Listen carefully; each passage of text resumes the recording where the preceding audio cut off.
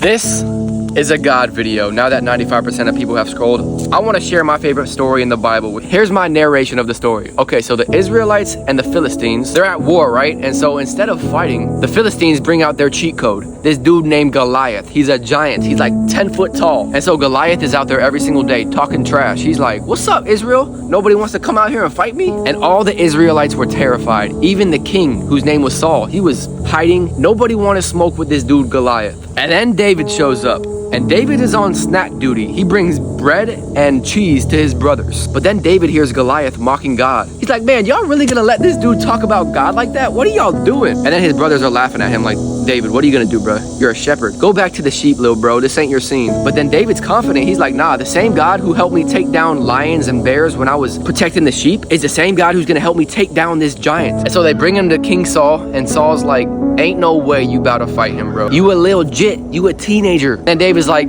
"Man, just let me cook, bro." And then King Saul is like, "Fine, bro. Just do it. Go." So David gets his slingshot with his 5 stones, and just imagine Goliath seeing him walking towards him like, "Bruh, you?" He's like, "You're light work." He said, "I'm about to feed you to the birds." And then David responds with the coldest line in the whole Bible. He says, "You come at me with a sword and a spear, but I come at you in the name of the Lord Almighty." Y'all already know what happens next. David hits him with the stone right in the forehead, and Goliath drops to the floor. My biggest takeaway from this story is that your giant might be big, but it is never bigger than God. The giant in front of us is never greater than the God inside of us. And when David was up against Goliath, he didn't talk about how dangerous Goliath was. He talked about how great his God is. Stop telling God how big your problems are and start telling your problems how big your God is. And look at your giant and tell him, You can't break me cause you didn't make me. You're not my creator. I can do all things through Christ except get worried about a hater.